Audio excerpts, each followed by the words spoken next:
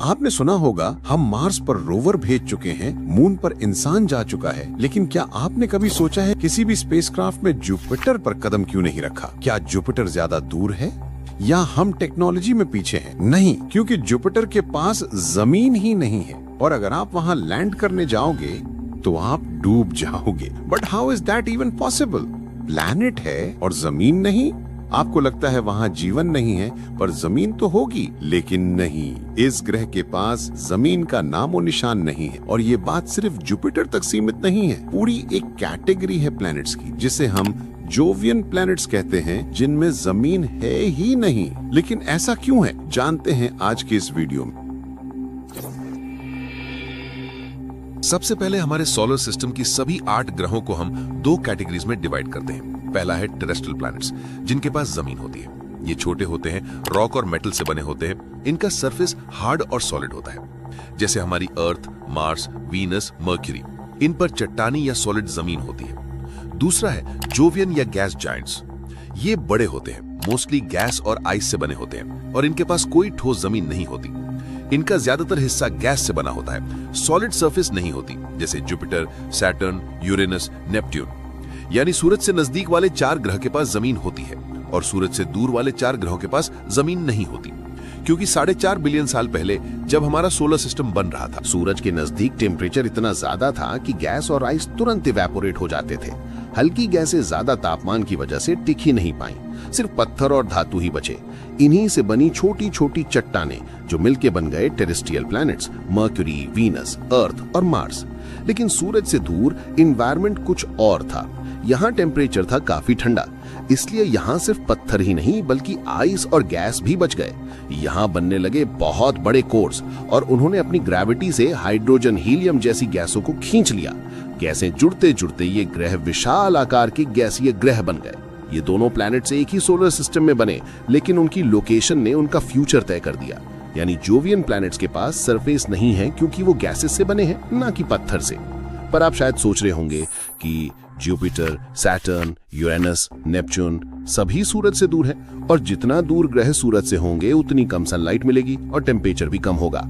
इस वजह से गैस जमकर बर्फ की सतह बना सकती है, जैसे Jupiter -145 degree Celsius, Saturn -180 degree Celsius, Uranus -220 degree Celsius और नेपच्यून -230 डिग्री सेल्सियस। तो हाँ, ये प्लैनेट्स बहुत ठंडे हैं। तो क्या गैसेस जमकर बर्फ बन गई? ऐसा लगता है, लेकिन रियल आंसर थोड़ा ट्रिकी है। जुपिटर और सैटर्न मोस्टली हाइड्रोजन और हीलियम से बने हैं। हाइड्रोजन और हीलियम तब तक जमते नहीं जब तक टेम्परेचर -250 डिग्री सेल्सियस से भी कम ना हो जाए और लो प्रेशर हो।